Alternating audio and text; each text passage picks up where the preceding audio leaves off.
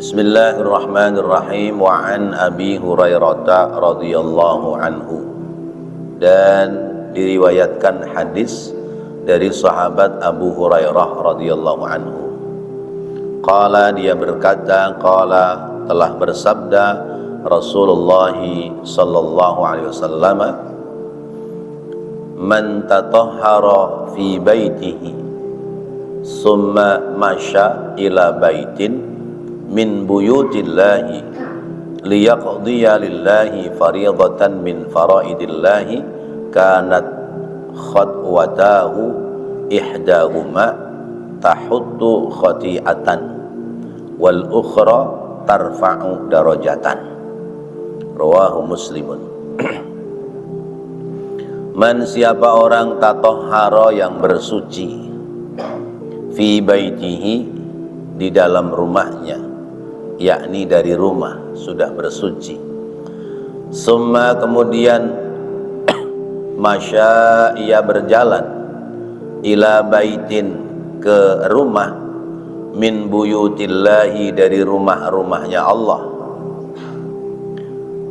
yakni masjid, liyaqdiya, untuk menunaikan, lillahi, kepada Allah, fariidatan, kewajiban, min faraidillahi, dari kewajiban-kewajiban terhadap Allah, kanat, adalah, khatwatahu,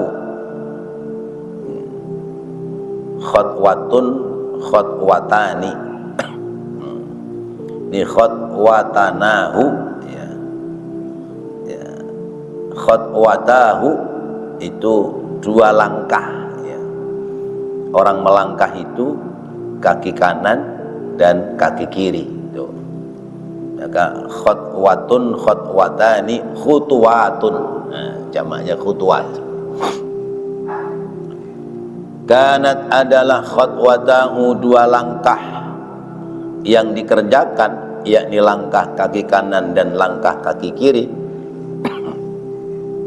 Ihdahuma, salah satu dari kedua langkah itu, tahuttu, dapat menghapuskan, khati'atan, kesalahan, wal ukhra, dan langkah yang lain, tarfa'u, dapat mengangkat, darajatan, derajat, pangkat di sisi Allah Subhanahu wa ta'ala.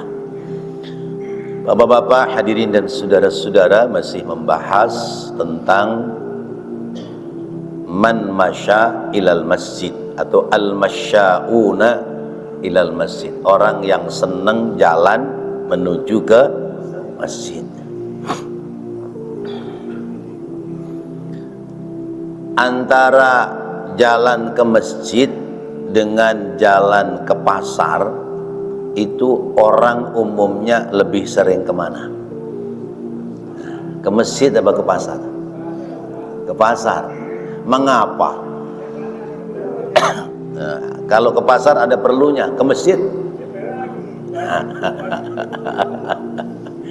ya. Ya. Ada jalan ke pasar, ada jalan ke masjid, ada jalan ke tempat kerjaan, ada jalan ke masjid. Kita nggak usah mikirin orang, yang kita pikirin diri kita. Kita ini seringan ke masjid apa seringan ke tempat yang lain? Alhamdulillah, ya. Jadi masjid ini adalah tempat yang paling jauh di bumi. Sekalipun dohirnya dekat, tapi hakikatnya masjid ini tempat paling jauh. Bahkan kadang-kadang orang yang jauh dari masjid mau ke masjid, sementara orang yang dekat dari masjid tidak mau ke masjid. Ya, mudah-mudahan sih omongan saya salah, ya. Yang jauh-jauh pada datang ke masjid, yang dekat ogah ke masjid. Lah ini persoalannya apa? Orang kadang-kadang berat melangkah menuju ke masjid. Apa ini masalahnya? Padahal pada hadis ini sudah jelas, siapa orang bersuci dari rumah, berarti dari rumah sudah punya wudu. Kemudian dia jalan ke masjid untuk melaksanakan fardu ke masjid, ya diantaranya sholat 5 waktu atau kegiatan yang lain, misalnya mengikuti ta'lim. Langkah kita 2 langkah itu, langkah kaki kiri menghapus dosa, langkah kaki kanan menambah pahala. Maka logikanya yang pahalanya banyak adalah yang paling jauh dari masjid. Lalu bagaimana yang dekat supaya tidak kalah pahalanya dengan yang jauh dari masjid? Datanglah duluan ke masjid, jangan keduluan orang yang jauh. Karena datangnya duluan ke masjid, duduknya dia iktikaf, pekerjaan yang dia perbuat di masjid itu sudah jadi pahala. Orang lagi jalan, dia sudah ada di dalam masjid. Tapi kenapa orang datang ke masjid itu berat?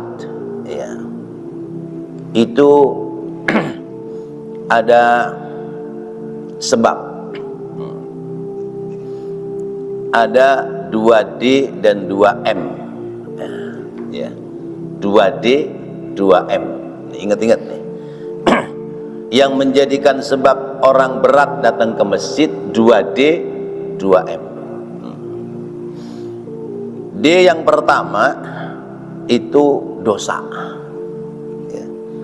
Orang punya dosa ternyata menjadikan sebab berat langkah menuju ke masjid. Karena orang punya dosa itu, dia jauh dari rahmatnya Allah. Sementara kaki yang bisa melangkah ke masjid itu kaki-kaki yang dekat dari rahmat Allah. Saya kasih contoh. Dulu Nabi Adam ketika mula-mula dinasehati oleh Allah, kalimatnya, ya Adamu uskun anta wa zaujukal jannata wa kula minha ragadan haitsu syi'tuma wa la taqraba hadhihi syajarata fatakuna minadh dhalimin. Adam, tinggallah kamu bersama istrimu di surga ini, ya, makanlah apa yang kamu suka, tapi tolong jangan deketin pohon ini. Kalau dibilang pohon ini berarti antara Allah, Adam dan pohon jauh apa dekat? Dekat, ya. Jadi bertiga, ya. Ini sih diakalkan aja. Allah, Nabi Adam, ini pohon. Adam, silahkan kamu di surga, bebas. Tapi tolong ya, jangan deketin pohon ini. Ibaratnya ini pohon ditepuk-tepuk sama Allah. Nih, bahaya kamu kalau deket pohon ini. Kenapa Allah dekat dengan Adam? Karena Adam tidak punya dosa. Orang yang tidak punya dosa dekat dengan Allah. Tapi bagaimana ketika Adam dan Hawa ditegur oleh Allah sesudah makan buah larangan? Ya Adam, hai Adam, alam anhakuma antilkuma syajarata. Hai Adam, bukankah aku telah melarangmu untuk kamu tidak mendekati pohon itu? Untuk tidak mendekati pohon itu. Kalimat itu menandakan berarti Allah jauh dari Nabi Adam. Kenapa Allah jauh dari Nabi Adam? Karena Nabi Adam telah makan buah larangan. Jadi orang yang punya dosa, gerakannya menuju ke masjid menjadi terhalang oleh sebab dosa. Karena dosa itu menutupi cahaya iman.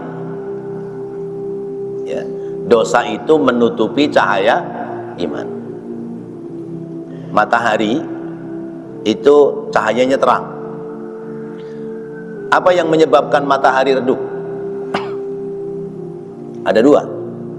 Pertama, mendung. Yang kedua, gerhana. Mula-mula mendung. Mendung bukan berarti matahari tidak bercahaya. Matahari tetap bercahaya, tapi cahaya matahari ditutupi oleh mendung. Gerhana bukan berarti matahari tidak bercahaya. Matahari tetap bercahaya, tapi tidak sampai ke bumi sebab ketutup oleh planet yang lain. Nah, orang beriman ketika dia berbuat dosa, maka dosa itu menutupi cahaya iman. Cahaya imannya ada, tapi tertutupi oleh perbuatan dosa, maka menjadi berat langkah menuju rumah Allah. Karena rumah Allah itu kudu bersih. Zahirnya masjid harus bersih, harus suci. Nah, orang mau sholat harus bersih zahir, harus suci. Nah, kalau kita jalan menuju ke sholat, sesungguhnya kita sedang menghadap kepada Allah. Berarti kita sedang menuju rumah kerajaan Allah. Kalau badan kita kotor, kira-kira dibukain nggak tuh pintu kerajaan Allah? Contoh, anak kita habis mandi hujan, ya, atau lewat di jalanan yang belok, ya, terus mau masuk ke rumah, apa kata kita? Jangan, tuh rumah bersih, ya, kakimu kotor, belok, jangan masuk. Nah, bagaimana bolehnya masuk? Cuci dulu kakinya, cuci, baru boleh masuk. Ini logikanya begitu. Jadi dia tertahan untuk masuk ke masjid karena sedang kotor. Zahirnya orang mau sholat wudu suci, masjid suci, tapi hakikatnya orang mau sholat berarti sedang membawa diri masuk dalam kerajaan Allah Subhanahu wa ta'ala. Kalau kita masuk dalam kerajaan, maka punya adab. Pakaian harus rapi, ya, zahirnya, ya. Baju cari yang tidak bermerek, ya. Apalagi gambar partai, ya. Udah gambar partai, ada gambar calegnya, ya. Calegnya perempuan nyengir di punggung kita, ya. Ya, orang yang sholat di belakang kita dicengirin mulu sama kaos kita, ya. Ini ngerusak kekhusyuan orang lain. Ini zahirnya ini. Zahirnya. Masuk ke masjid, sendal harus dilepas, ya, harus dalam keadaan suci, ya. Suci, hadas kecil, hadas besar haram masuk ke dalam masjid. Ini kan zahir. Tapi batinnya, hakikatnya adalah kita masuk ke masjid, kita mau sholat menghadap Allah, berarti kita sedang masuk dalam istana kerajaan Allah Subhanahu wa ta'ala. Maka kudu suci batin. Kalau tidak suci batinnya, tertolak kita, bahkan terusir kita.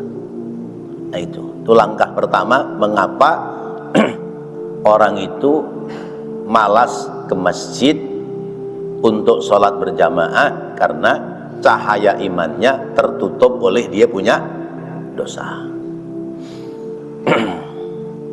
Langkahnya menjadi berat. Poin yang kedua, D yang kedua, dunia. Yang menghalangi kita jalan ke masjid adalah urusan dunia. Ayo. Saya suka ngomong di pengajian ibu-ibu, ibu-ibu, pas giliran ngaji, giliran juga ada sembako murah di kelurahan, apa di kantor RW, mana yang didahulukan? Sembako dulu apa ngaji dulu? Ya ngantri sembako dulu, Ustaz. Takutnya kalau nggak ngantri duluan nggak kebagian. Nggak kebagian. Apalagi sembako kan 5 tahun sekali, kalau ngaji kan tiap minggu. Ya, pinter juga jawabnya. Ya. Ya, padahal harusnya mendahulukan ibadah. Ya. Lah ngaji aja dulu dah. Urusan dunia mah gampang, ntar belakangan. Ya. Kalau emang rezeki mah nggak kemana. Ya. Karena kadang begitu. Udah ngantri panjang, ninggalin ngaji, pas gilirannya barangnya habis. Ya. Jadi ya, barang nggak kebagian, ngaji ketinggalan. Nah, itu. Nah ini kan penyebab kita malas ke masjid. Ya. Itu D yang kedua adalah urusan dunia. Coba renungkan diri kita. Kenapa kita begitu masuk waktu malas ke masjid? Ternyata lebih banyak urusannya masalah dunia. Masalah dunia. Sepele, cuma nonton YouTube doang. Ya. Dengar azan, mau matiin itu HP, sayang. Ya. Akhirnya kebablasan. Jadi dunia bukan sekedar yang sedang kita kejar, tapi dunia yang sedang kita nikmati, kadang-kadang melalaikan kita untuk berangkat ke masjid. 2D. Yang dua apa lagi tadi? 2M. M yang pertama, males. M yang pertama, males. Ya. Sudah dengar azan, nah baru azan, biarin dah. Atau lah orang saya bukan imam ini, ya. Kecuali saya imam, buru-buru jalan gitu. Makanya menambatkan diri kita ke masjid, mungkin jadi merbot, mungkin jadi imam, mungkin jadi bagian yang lain. Ini cara kita supaya kita ini cepat larinya ke masjid, karena punya tanggung jawab. Tapi kalau kita sebagai jamaah, kita orang makmum, orang saya nggak punya tugas apa-apa, ya udahlah biarin dah gitu. Nah ini M, malas ya. Ini kebanyakan malasnya. Padahal selangkah doang ke masjid ya. Alasan ada tamu ya, akhirnya nemenin tamu enggak ke masjid. Padahal ini bukan karena alasan ada tamu, tapi memang dasarnya malas. Dasarnya malas. Padahal kalau kita pingin tambah pahala, tamu kita ajak ke masjid. Noh udah adzan noh, yuk kita ke masjid dulu, ngopinya tinggal dah ya, kita sholat dulu, ntar rapi ngopi lagi dah gitu. Kira-kira tamunya mau nggak? Kalau tamunya tukang sholat mah seneng dia. Tapi kalau tamunya malas sholat, cari alasan tamunya. Wah, nggak lama ini, biarin dah, ntar dah, saya sholat di rumah, katanya. Jangan, kan jamaah dapat pahala. Alasan lagi, celana saya kotor. Celananya kotor. Udah, kalau celananya kotor, saya pinjemin sarung. Masih ada alasan lagi yang lain. Nah, itu gerakannya yang menjadikan sebab terhalang itu karena ya malas. Yang kedua, malu karena orang baru atau orang yang selama ini belum ke masjid ya. Bawaannya mau ke masjid itu hawanya malu ya, takut di apa namanya, takut ditegur oleh teman-teman yang lain, ya, ya, takut ditumben-tumbenin, ya, ya. Sebetulnya udah pingin dia ke masjid, pingin sholat jamaah, pingin ngaji, tapi takut ditumben-tumbenin, ya. Gue datang ke masjid ditumben-tumben, tumben lu ke masjid bang, ada apaan? Nah, akhirnya jadi malu. Nah, ini antara lain yang menjadikan sebab penghalang orang berangkat ke masjid.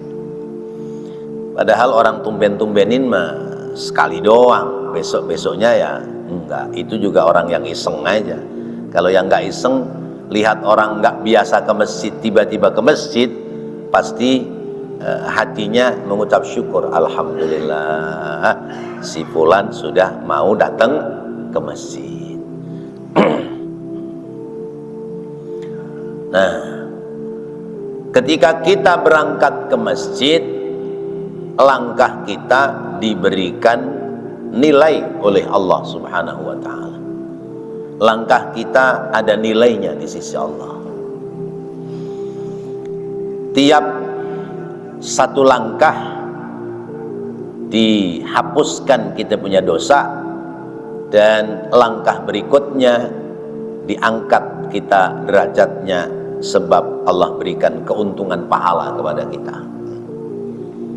Nah, ini hendaknya menjadi motivasi bagi kita, ya, utamanya orang-orang yang sudah tidak punya kesibukan lain, untuk mensegerakan datang ke masjid, ke rumah-rumah Allah Subhanahu wa ta'ala. Jangan kemudian saya nggak mau riak, oke, jalan ke masjid, ya, riak itu supaya dilihat orang. Saya sholatnya di rumah aja biar nggak kena riak. Urusan ibadah seperti ini bukan urusan riak, tapi urusannya syiar, ya, urusannya syiar. Kalau misalnya 5 waktu Masjid Amaliyah ini rame terus, berarti syiar Islam di kampung ini luar biasa. Ada orang dari kampung lain datang ke sini mau sholat berjamaah, dilihat, ya, nggak subuh, nggak zuhur, nggak asar, nggak maghrib, nggak isya, penuh terus. Ini orang berpikir, jangan macam-macam sama orang Islam kampung Masjid Al-Amaliyah, ya. Kenapa? Karena kesatuan dan persatuannya kuat, ya. Ya. Tapi kalau subuh cuman 3 orang, ya, 1 marbot, 1 muadzin, 1 imam, ya. Zuhur sekenaknya imamnya, ya. Asar suka adzannya, adzan asar aja sering telat, ya. Ya. Maghrib doang rada ramean dikit, ya. Kemudian isya paling sebaris nggak ada. Kata orang, sepi amat ini kampung, ya. Masjid gede, lingkungannya 90%, bahkan mungkin 95% mayoritas orang Islam. Tapi kenapa masjidnya sepi, ya? Ada apa ini? Menjadi bahan pertanyaan orang lain. Apalagi ada di tempat di mana 5 waktu itu ramenya anak kecil, ya. Ya. Yang adzan anak kecil, yang qomat anak kecil, ya. Ya. Maghrib misalnya, yang adzan anak kecil, yang qomat anak kecil, jangan-jangan imamnya anak kecil juga. Yang tua-tua pada kemana ini? Ayo kita gerakkan, kita memakmurkan masjid bukan untuk kemuliaan Allah, tapi kita memakmurkan masjid untuk kita mendekatkan diri kepada Allah. Kita memakmurkan masjid bukan memberikan keuntungan kepada Allah, tapi kita memakmurkan masjid, jalan kita menuju ke masjid sudah ada keuntungan pahala buat kita, bukan untuk Allah Subhanahu wa ta'ala. Bagi Allah kita ke masjid, kita nggak ke masjid nggak ngaruh, nggak ada pengaruh. Kita datang ke masjid nggak ada pengaruh, kita nggak datang ke masjid nggak ada pengaruh. Bagi Allah nggak ada pengaruh. Justru pengaruhnya akan ada di diri kita. Apalagi ketika kita mau menyemangati datang ke masjid, sholat 5 waktu, maka kita pasti akan ada perhatian dari orang-orang sekitar kita yang berjamaah bersama. Ketika rutin 5 waktu berjamaah, misalnya 2 kali nggak berjamaah, orang pada tanda tanya, Pak itu kemana ya? Tadi zuhur nggak ada, ini asar juga nggak ada. Sehat apa sehat gitu? Jangan-jangan sakit dia. Ya, ntar tunggu deh maghrib, coba maghrib datang nggak? Maghrib nggak datang, udah teman-teman langsung ambil keputusan, yuk tengokin yuk, ya mudah-mudahan sih sehat, kita paranin yuk ke rumahnya. Nah, ini ada perhatian gitu. Ini nilai bangunan silaturahimnya menjadi semakin kuat, ya. Nilai keuntungan rezekinya juga semakin bertambah. Orang sholat isya jamaah, ya, biasanya habis isya langsung pulang. Ini sama Ustadz Haji Rosidi diumumin, bapak-bapak nanti setelah sholat isya diundang keluarga almarhum Pak Anu dalam rangka 40 hari. Berarti yang diundang orang-orang yang datang ke masjid sholat jamaah, karena keluarganya udah bilang, Ustaz, udah pokoknya yang diundang jamaah masjid aja dah, itu yang gampang daripada ngundang atu-atu dari rumah ke rumah gitu. Kita berangkat sholat isya berjamaah, ke bawah nggak kita? Ke bawah undangan, pulang neng-teng berkat. Nah, ini kan ada hikmah keuntungan lain, sebab kita sering-sering berjamaah.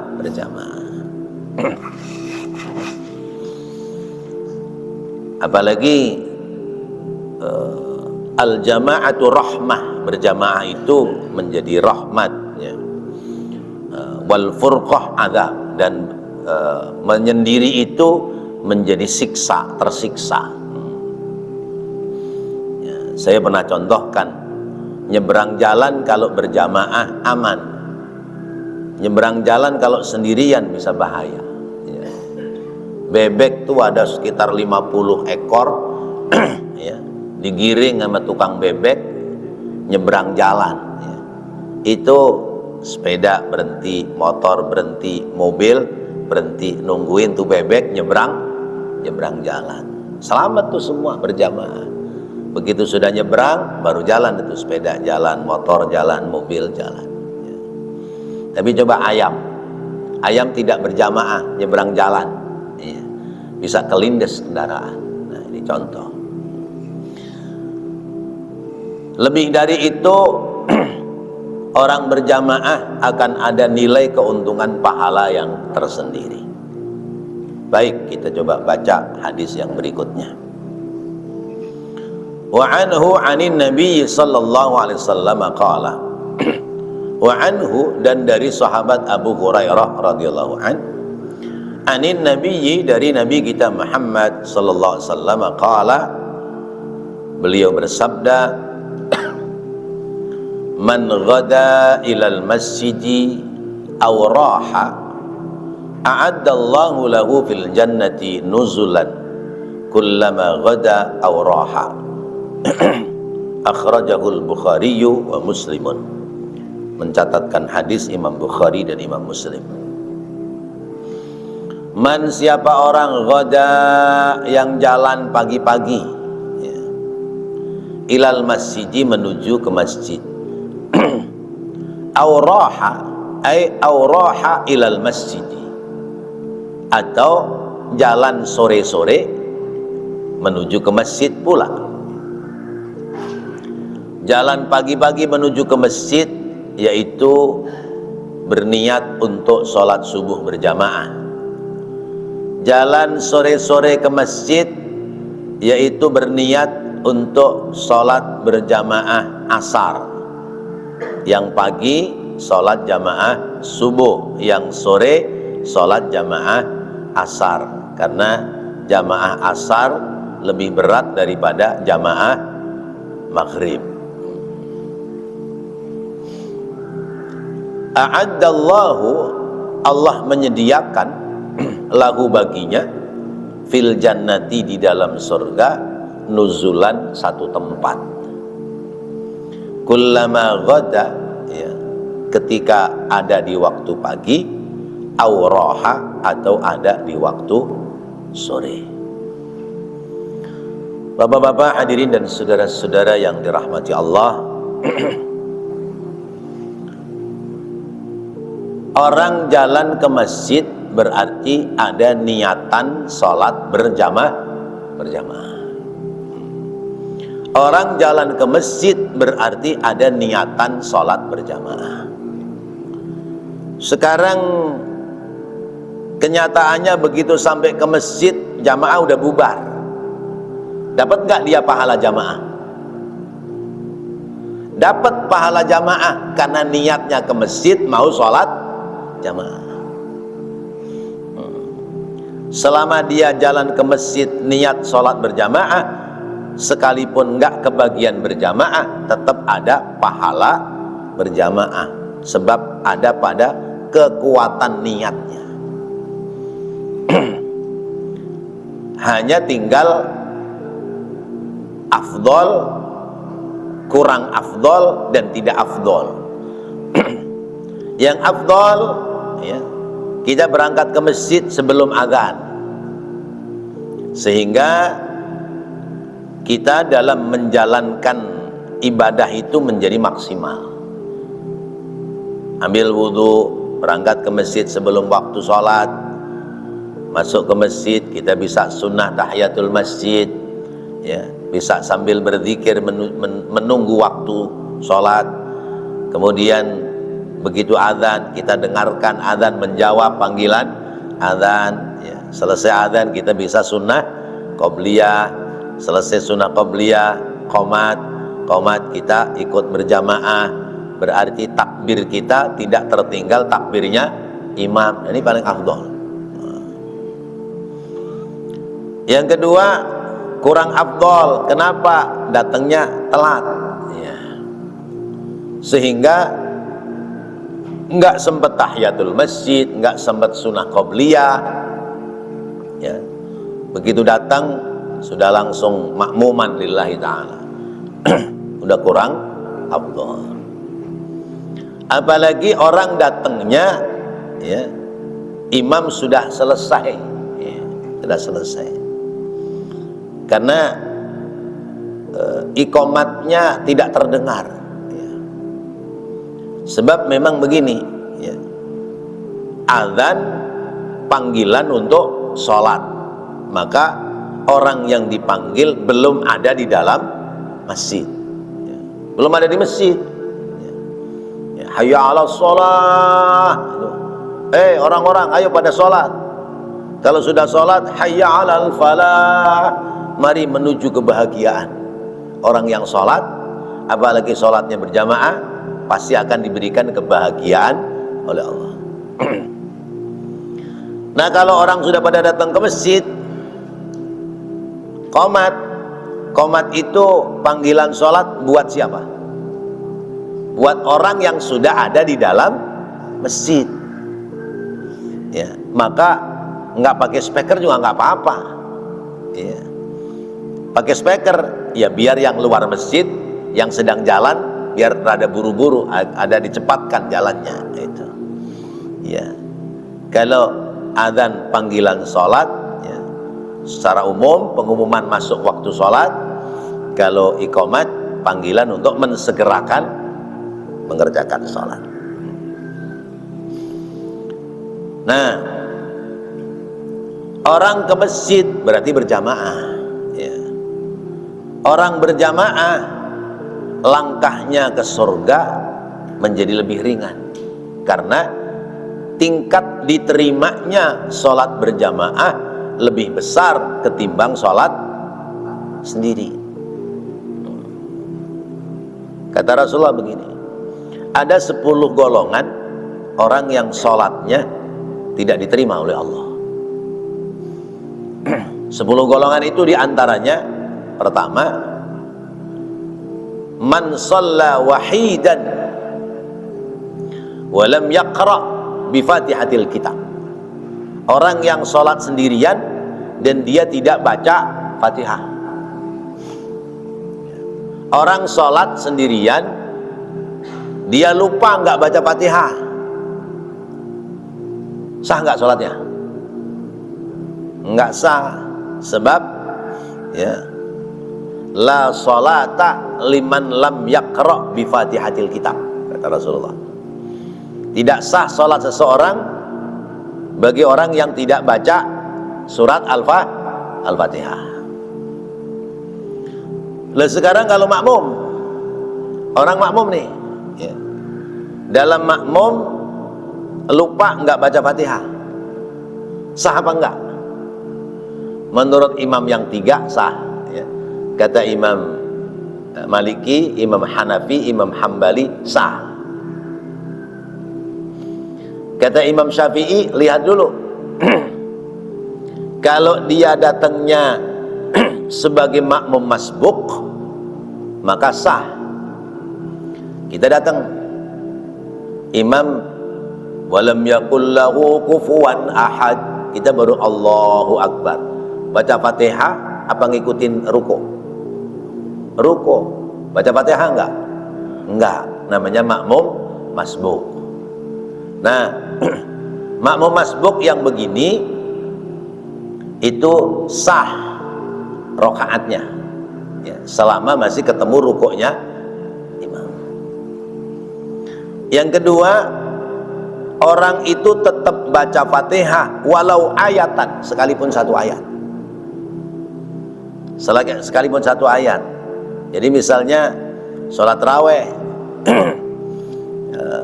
imamnya cepet wasol ya, kulhu wasol ya. Makmum baru Bismillahirrahmanirrahim ya. Imam sudah ngajak ruku ya. Atau baru iyyaka na'budu wa iyyaka nasta'in, imam sudah Allahu Akbar, terusin Fatihah apa ruku?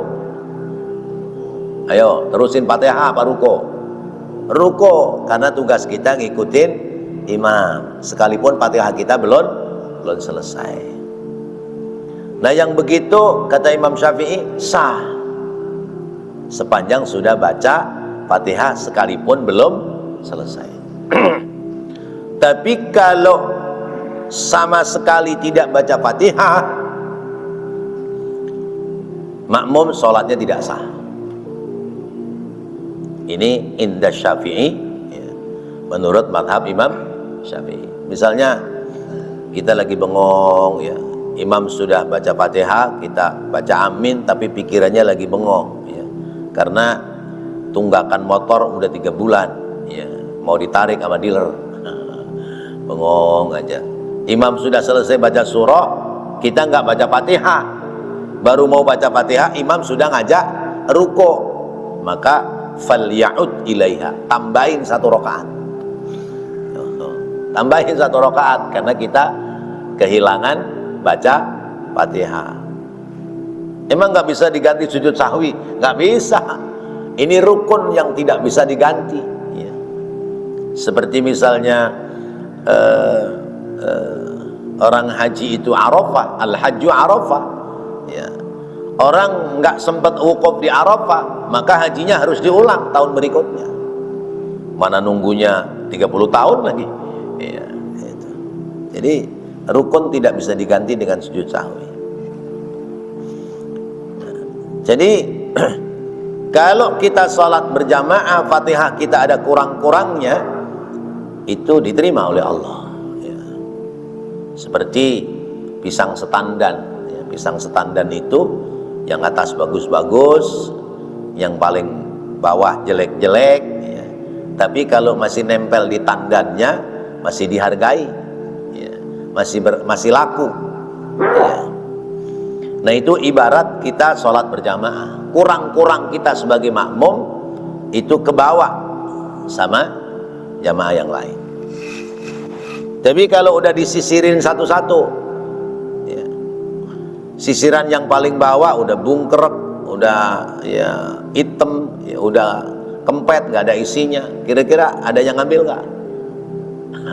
Ada yang mau beli nggak? Enggak. Kemanain dia? Uang. Nah itu keuntungan kita berjamaah. Maka pantas orang yang rajin sholat berjamaah ke masjid, utamanya pagi dan sore. Kenapa Rasulullah mengambilnya pagi dan sore? Karena ini masuk pada kategori sholatul wusta. Kata Allah, hafidhu ala sholawati was sholatil wusta wa qumu lillahi qanitin. Jagalah olehmu sholat-sholat yang ada, utamanya adalah sholat wusta. Sholat wusta ada yang mengatakan hanya sholat asar, ada pula yang mengatakan sholat asar dan sholat subuh, yaitu sholat tengah pergantian waktu malam dan siang, siang dan malam. Dan ternyata inilah dua sholat yang paling susah, paling berat dibanding dengan sholat-sholat yang lain. Apalagi kita bisa berangkat dan kita bisa berjamaah, maka Allah siapkan satu tempat di surga, yaitu tempat yang indah, yang bisa dimanfaatkan, bisa ditempati waktu pagi dan waktu sore. Ya. Ibarat kita punya rumah, apa Pak Haji Budi? Ada saungnya, ya. Ada ruang khususnya buat kongko kita, ya, ngopi dengan teman-teman yang lain. Ya. Nah itu disebabkan oleh karena kita rajin sholat berjamaah, utamanya sholat subuh dan sholat asar. Kalau subuh kita sudah bisa berjamaah, asar kita sudah bisa berjamaah, insya Allah yang lain menjadi lebih mudah untuk kita gerakkan sholat berjamaah. Wallahu a'lam bishawab. Mudah-mudahan menjadi ilmu yang bermanfaat dan menjadi amalan buat kita, aktivitas kita hari-hari khususnya dalam sholat berjamaah. Amin ya Allah ya Rabbal alamin. Rabbana taqabbal minna innaka antas sami'ul alim wa tub alaina innaka antat tawwabur rahim. Rabbighfir warham wa anta khairur rahimin. Wa sallallahu ala sayyidina Muhammadin wa ala alihi wa sahbihi wa sallam. Walhamdulillahi rabbil alamin. Wassalamualaikum warahmatullahi wabarakatuh.